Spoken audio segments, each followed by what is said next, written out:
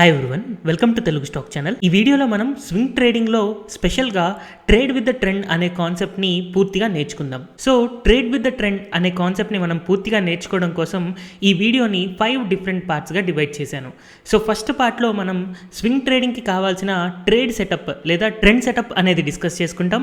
And part 2లో when to enter, part 3లో when to exit, part 4లో early signals of reversal and part 5లో how to catch terrific up moves అనే concepts గురించి మనం నేర్చుకుందాం. సో ఈ సింగిల్ వీడియోలోనే పూర్తిగా ఈ 5 కాన్సెప్ట్స్ అనేది మనం డిస్కస్ చేసుకుంటాం. అండ్ ఈ ట్రేడ్ విత్ ద ట్రెండ్ అనే కాన్సెప్ట్కి రూపకర్త రిచర్డ్ డాన్చైన్. స్టాక్ మార్కెట్ హిస్టరీలోనే వన్ ఆఫ్ ద గ్రేటెస్ట్ ట్రేడర్స్లో రిచర్డ్ డాన్చైన్ ఒకడు. అండ్ ప్రపంచంలోనే మేనేజ్డ్ ఫ్యూచర్ ఇండస్ట్రీ యొక్క క్రియేటర్ కూడా Richard డాన్చైనే.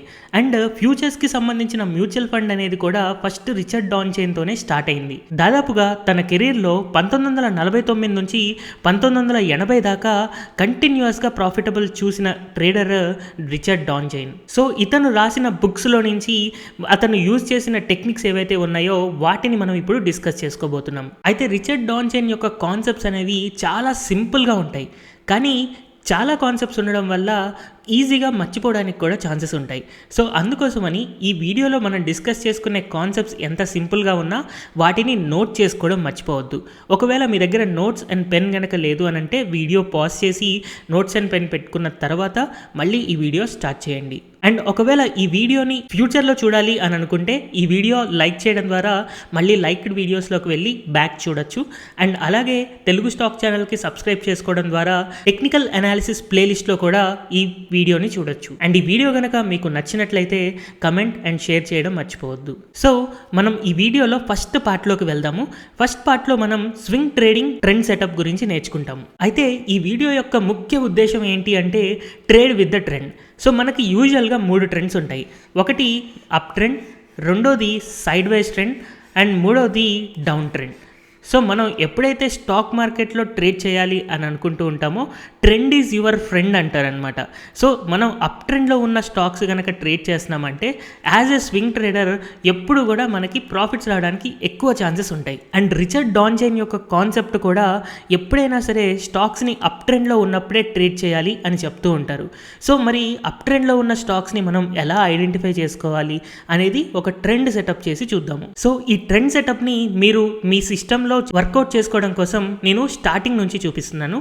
So first of all investing.com open చేశాను. దీంట్లో ఫర్ ఎగ్జాంపుల్ నేను రిలయన్స్ అనే స్టాక్ని సెర్చ్ చేస్తున్నాను. సో రిలయన్స్ ఇండస్ట్రీస్ NSE అనే స్టాక్ని సెలెక్ట్ చేసుకుని క్లిక్ చేసిన తర్వాత ఈ స్టాక్ యొక్క చార్ట్ దగ్గరికి వెళ్ళి టెక్నికల్ చార్ట్ మీద క్లిక్ చేస్తాను. ఎప్పుడైతే మనకి టెక్నికల్ చార్ట్ ఓపెన్ అవుతుందో టాప్లో మనకి ఫుల్ స్క్రీన్ ఆప్షన్ ఉంటుంది. ఆ ఫుల్ స్క్రీన్ ఆప్షన్ మీద క్లిక్ చేస్తున్నాను. సో మనకి ఫుల్ స్క్రీన్లో చార్ట్ ఓపెన్ అయిన తర్వాత క్యాండిల్ స్టిక్స్ మీద మనం క్లిక్ చేస్తే మనకి క్యాండిల్ స్టిక్ చార్ట్ అనేది వస్తుంది. So as a swing trader మనం 1 డే చార్ట్నే ప్రిఫర్ చేస్తూ ఉంటాము. వన్స్ ఇలాగా చార్ట్ ఓపెన్ చేసిన తర్వాత ఫస్ట్ ఆఫ్ ఆల్ మనం డాన్చైన్ని యాడ్ చేయాలి. సో ఇండికేటర్స్ మీద క్లిక్ చేసి డాన్చైన్ అని సెర్చ్ చేద్దాం. డాన్చైన్ ఛానల్స్ని మనం సెలెక్ట్ చేసిన తర్వాత ఇక్కడ బై డిఫాల్ట్ యూజువల్ సెట్టింగ్స్ ఏ ఉన్నాయో ఒకసారి చూద్దాం. సో ఇక్కడ టాప్లో DC20 అని ఉంది. దీని సెట్టింగ్స్ మీదకి వెళ్తున్నాను. సో లెంత్ 20 ఉంది. మనం యూజువల్గా 20నే యూజ్ చేస్తాం. ఏంటంటే ఇక్కడ కాన్సెప్ట్ గత 20 డేస్ యొక్క హైని అండ్ గత 20 డేస్ యొక్క లోని రిప్రజెంట్ చేస్తూ మనకి డాన్చైన్ ఛానల్ అనేది ఫామ్ అవుతుంది. అయితే నేను ఇప్పుడు హైయెస్ట్ లెవెల్ ఏదైతే ఉందో ఆ లైన్ని నేను రెసిస్టెన్స్గా ఫీల్ అవుతూ రెడ్ కలర్ తీసుకుంటున్నాను. అండ్ అలాగే లోయెస్ట్ లైన్ ఏదైతే ఉందో దాన్ని సపోర్ట్గా ఫీల్ అవుతూ గ్రీన్ కలర్ లైన్ తీసుకుంటున్నాను. సో ఈ రెండింటి మధ్యలో స్టాక్ అనేది యూజువల్గా మూవ్ అవుతూ ఉంది అనుకుందాం. అండ్ చార్ట్ మనకు క్లియర్గా కనిపించడం కోసం ఇక్కడ వైట్ కలర్ సెటప్ చేసుకుంటున్నాను. అండ్ బ్యాక్గ్రౌండ్ కూడా వైట్ కలర్ సెలెక్ట్ చేసుకుని ఓకే క్లిక్ చేస్తే నాకు డాన్చైన్ ఛానల్ యొక్క రెసిస్టెన్స్ అప్పర్ బ్యాండ్గా అండ్ సపోర్ట్ అనేది లోవర్ బ్యాండ్గా మనకు కనపడుతూ ఉంది. సో ఇవి మీకు ఇంకొంచెం క్లియర్గా కనిపించడం కోసం నేను మళ్ళీ సెట్టింగ్స్లోకి వెళ్ళి ఆ లైన్స్ని డార్క్ చేసి ఓకే క్లిక్ చేశాను. అలాగే ఈ సెటప్లో మనం యూజ్ చేసే ఇంకొక టూల్ వచ్చేసి మూవింగ్ యావరేజ్. సో అగైన్ నేను మూవింగ్ యావరేజ్ అని సెర్చ్ చేసి ఓకే చేస్తున్నాను. దీంట్లో by default 9 days moving average వచ్చింది. దీన్ని మనం 20 డేస్ కింద కన్వర్ట్ చేసుకోవాలి. సో ఫార్మాట్ ఆప్షన్కి వెళ్ళి మనం బ్లూ కలర్ ఉంది ఇక్కడ, నేను సో బ్లూ కలర్ కంటిన్యూ చేస్తాను. చేస్తున్నాను, బట్ కొంచెం డార్క్ లైన్ పెట్టుకొని ఇన్పుట్స్లో నేను దీన్ని 20 కింద మారుస్తున్నాను. సచ్ దట్ మనకి 20 డేస్ యొక్క సింపుల్ మూవింగ్ యావరేజ్ అనేది వస్తుందన్నమాట. అండ్ అలాగే మనకి వాల్యూమ్ అనేది చాలా ఇంపార్టెంట్. మనకి ఏదైనా కన్ఫర్మేషన్ కావాలి అని అనుకుంటే వాల్యూమ్తోనే చూస్తూ ఉంటాము, కాబట్టి వాల్యూమ్ని కూడా యాడ్ చేసుకున్నాను. సో దీనితో మనకు కావాల్సిన ట్రెండ్ సెటప్ అనేది వచ్చింది. దీన్ని యూజ్ చేసే మనం when to enter or when to exit అనేది డిసైడ్ అవుతాం. సో సెటప్ అనేది చాలా సింపుల్గా ఉంది కదా. ఇప్పుడు మనం పార్ట్ 2లో వెన్ టు ఎంటర్ గురించి డిస్కస్ చేసుకుందాం. అయితే వెన్ టు ఎంటర్ అనేది మనం అనాలిసిస్ చేసుకోవడం కోసం మనకి కొంచెం ట్రెండ్ లైన్స్ గురించి అండ్ అలాగే వాల్యూమ్స్ గురించి తెలియాలి. సో అందుకని మీరు ఒకసారి నేను లాస్ట్ వీక్ అప్లోడ్ చేసిన the complete trend line course for beginners అనేది కనుక మీరు చూసినట్టయితే వెన్ టు ఎంటర్ అనే కాన్సెప్ట్ మీకు చాలా సింపుల్గా అర్థమైపోతుంది. ఎప్పుడైతే ఒక స్టాక్ యొక్క రెసిస్టెన్స్ ట్రెండ్ లైన్ మనం క్రాస్ చేస్తామో ఆ రెసిస్టెన్స్ ట్రెండ్ లైన్ అనేది సపోర్ట్ ట్రెండ్ లైన్గా మారుతుంది. కాబట్టి ఆ రెసిస్టెన్స్ ట్రెండ్ లైన్ బ్రేక్అవుట్ అయిన తర్వాత మనం యూజువల్గా బై చేస్తూ ఉంటాం. ఇలా సింపుల్గా ఒక కాన్సెప్ట్ని డిఫైన్ చేయొచ్చు, బట్ ప్రాక్టికల్గా మనం ఒకసారి చూద్దాము. సో నేను ఇక్కడ రిలయన్స్లో ఎంట్రీ అనేది మన కాన్సెప్ట్ ప్రకారం ఎప్పుడు ఇవ్వాలి అనేది చూపించడం కోసం ఒకసారి బ్యాక్ డేట్ చార్ట్కి వెళ్ళాను. సో ఈ బ్యాక్ డేట్ చార్ట్లో ఇక్కడ మనకి ఒకసారి ట్రెండ్ లైన్ అనేది ఫామ్ అయింది. సో ఈ రెడ్ కలర్ లైన్ ఇక్కడ మళ్ళీ మీకు కొంచెం మూవ్ చేసి చూపిస్తున్నాను. సో ఈ రెడ్ కలర్ లైన్ అనేది మనకి ట్రెండ్ లైన్. ఎప్పుడైతే మనకి ఈ ట్రెండ్ లైన్ పైన ఒక గ్రీన్ కలర్ క్యాండిల్ వచ్చి బ్రేక్అవుట్ అయిందో ఆ బ్రేక్అవుట్ అయినప్పుడు మనకి కింద చూస్తే వాల్యూమ్ కన్ఫర్మేషన్ కూడా ఉంది. చాలా పెద్ద వాల్యూమ్ బార్ అనేది వచ్చింది. సో ఇక్కడ మనకి రిలయన్స్ స్టాక్ అనేది ఎంట్రీ సిగ్నల్గా మనకు కనపడుతుంది. సో ఇలాగ మనం ట్రెండ్ లైన్ కాన్సెప్ట్ని యూజ్ చేస్తూ అండ్ అలాగే డౌన్ చైన్ ఛానల్ యొక్క అప్పర్ బ్యాండ్స్ని టచ్ అవుతూ ఎక్కడైతే మనకి బ్రేక్అవుట్ వస్తుందో అలాంటప్పుడు ఈ స్టాక్స్లో మనం ఎంట్రీ ఇస్తాము. సో నెక్స్ట్ అలాగే వెన్ టు ఎగ్జిట్ అనేది కూడా చూసి తర్వాత మనం చాలా ఎగ్జాంపుల్స్ని డిస్కస్ చేసుకుందాం. సో డౌన్ చైన్ అనాలిసిస్ ప్రకారం మనకి ఎప్పుడైతే రెసిస్టెన్స్ లైన్ పైన బ్రేక్అవుట్ అవుతూ డౌన్ చైన్ యొక్క అప్పర్ బ్యాండ్స్ని టచ్ అవుతూ ఉంటుందో లేదా క్రాస్ చేస్తూ ఉంటుందో అలాంటప్పుడు మనం ఎంట్రీ ఇస్తాం కదా. సో దానికి సంబంధించిన ఎగ్జిట్ మనం ఎప్పుడు అవుతాము అంటే ఈ 20 డేస్ సింపుల్ మూవింగ్ యావరేజ్ ఏదైతే ఉందో దాని కింద క్లోజ్ అయినప్పుడు మనం యూజువల్గా ఎగ్జిట్ అవుతాము. సో ఇక్కడ మనకి ఒకసారి వచ్చింది, రీటెస్ట్ చేసింది, మళ్ళీ రీటెస్ట్ చేసింది, బట్ మనకి ఎగ్జిట్ అనేది ఈ లెవెల్లో ఉంది. సో ఎంట్రీ నుంచి ఎగ్జిట్ కనుక మన ప్రాఫిట్ అబ్జర్వ్ చేసుకుంటే సో ఎంట్రీ లెవెల్ ఇది అండ్ ఎగ్జిట్ లెవెల్ ఇక్కడ ఉంది. దాదాపుగా 25% ప్రాఫిట్ మనకి కనబడుతుంది. అండ్ ఇదే స్టాక్కి మన స్టాప్ లాస్ ఏంటి అంటే ఎప్పుడైతే మనం ఇలా బై చేసామో 20 డేస్ సింపుల్ మూవింగ్ యావరేజ్ ఏదైతే ఉందో అదే మన స్టాప్ లాస్ అవుతుంది. సో యాక్చువల్గా ఈ ట్రేడ్ మనం చేసేటప్పుడు స్టాప్ లాస్ అనేది కేవలం 3% డిఫరెన్స్లో ఉంది. రిస్క్ రివార్డ్ వైజ్ చూసుకున్నా కూడా స్టాప్ లాస్ అనేది 3% అండ్ టార్గెట్ మనకి తెలియదు. ఈ కాన్సెప్ట్ ప్రకారం మనకి టార్గెట్ అనేది తెలియదు, జస్ట్ మనకి పైకి వెళ్తుంది అని మాత్రమే తెలుసు. అండ్ మన ఎగ్జిట్ అనేది ఎగ్జాక్ట్గా 25% ఉంటుందా లేకపోతే 5% ఉంటుందా లేదా 30% ఉంటుందా అనేది మనకు తెలియదు.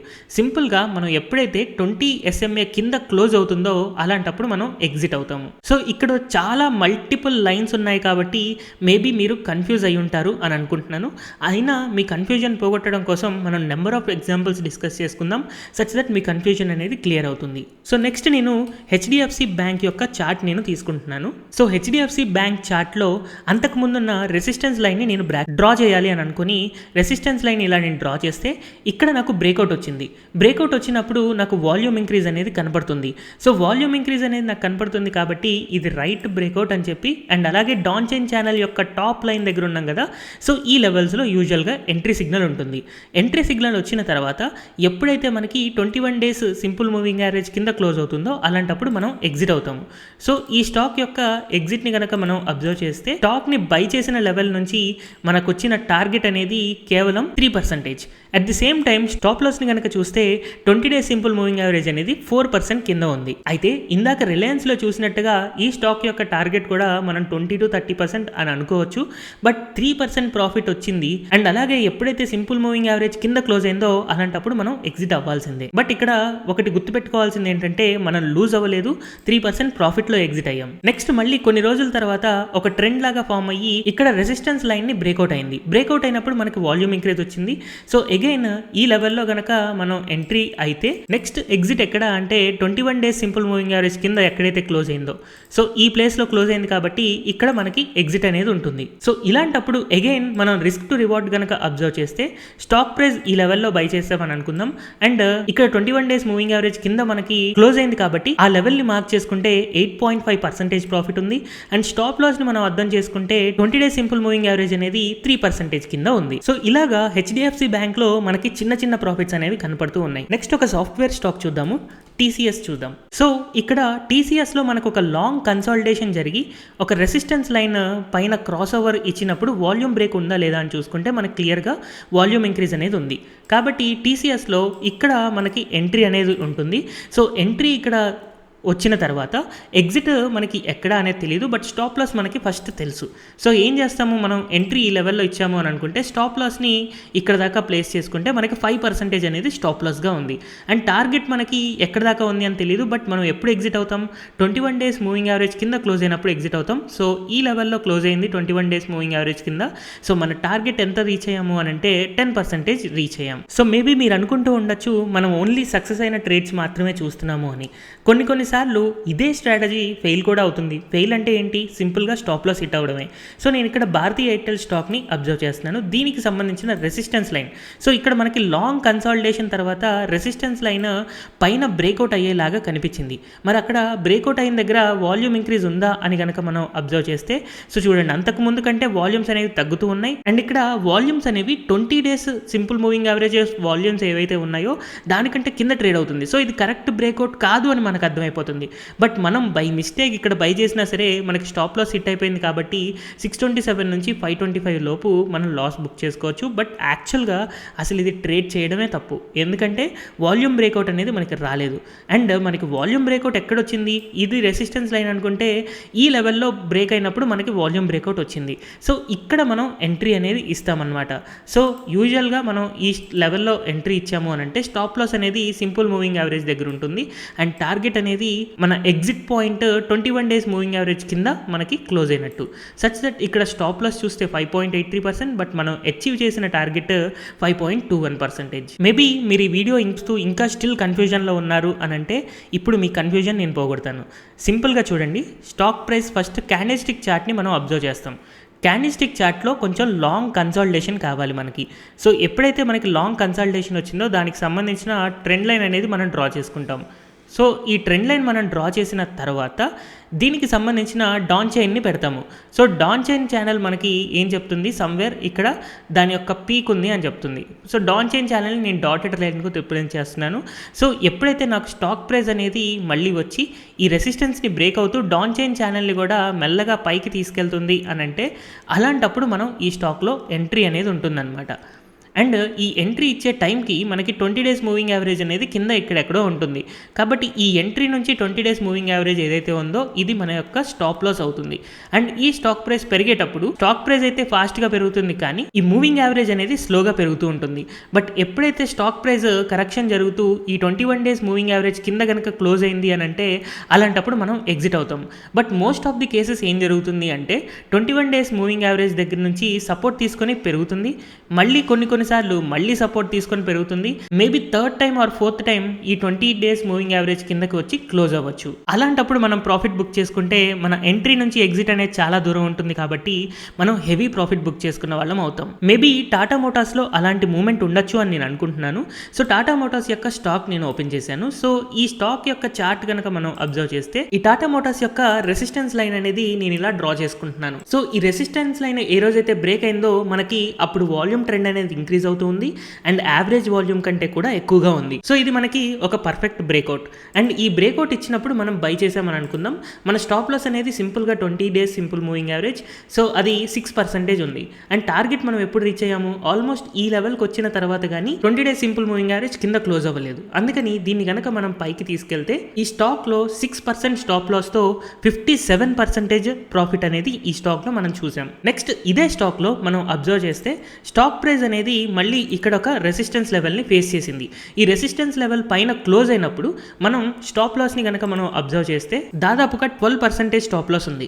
బట్ ఈ స్టాక్ ఆల్రెడీ మనకి 38% రిటర్న్ అనేది కేవలం కొన్ని రోజుల్లోనే ఇచ్చింది. అయితే ఈ ఎగ్జాంపుల్స్ చూడగానే మీకు హెచ్డిఎఫ్సి బ్యాంక్లో అయితే కేవలం 3%, 5%, 8% ఇలాంటి ప్రాఫిట్సే వస్తున్నాయి. టాటా మోటార్స్లో అయితే ఎక్కువ ప్రాఫిట్స్ వస్తున్నాయి. సో ఎక్కువ ప్రాఫిట్స్ వచ్చే స్టాక్స్ని ఎలా ఐడెంటిఫై చేయొచ్చు అన్న ఒక డౌట్ రావచ్చు. అయితే ఏ స్టాక్లో 3% ప్రాఫిట్ వస్తుంది, ఏ స్టాక్లో 30% ప్రాఫిట్ వస్తుంది అని ఎవ్వరూ చెప్పలేరు.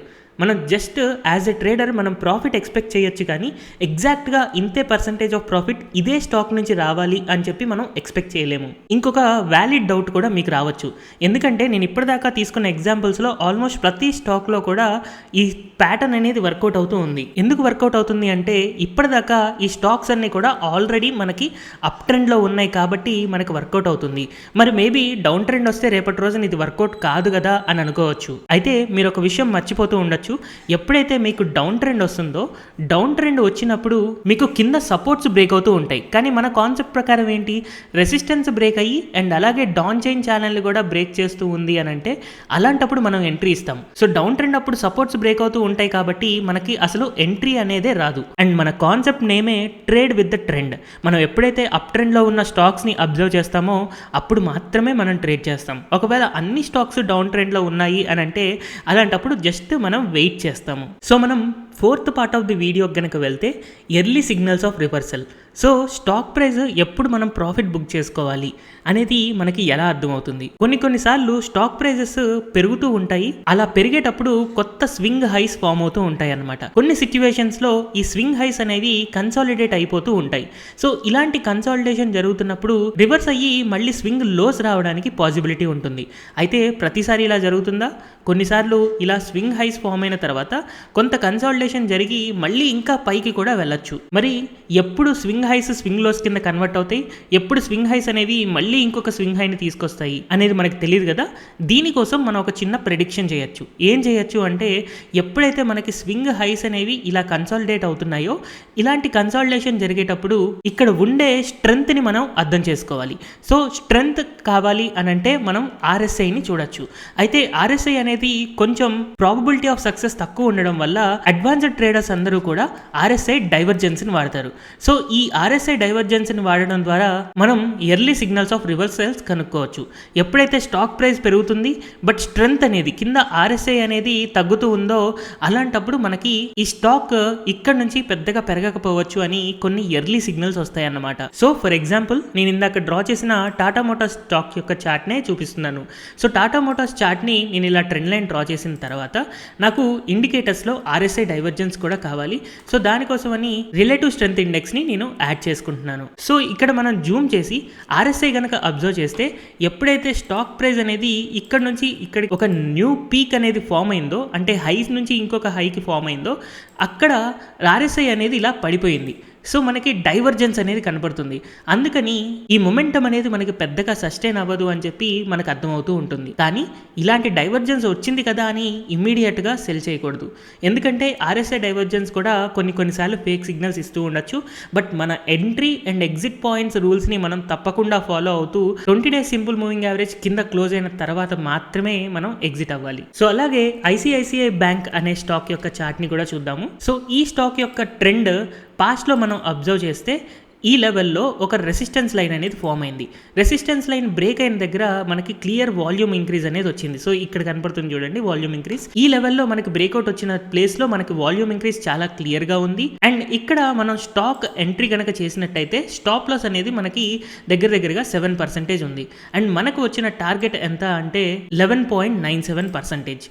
అయితే మన ఎగ్జిట్ అనేది ఇక్కడ ఉంది. 20 days సింపుల్ మూవింగ్ యావరేజ్ కింద క్లోజ్ అయినప్పుడు ఈ లెవెల్లో ఎగ్జిట్ ఉంది.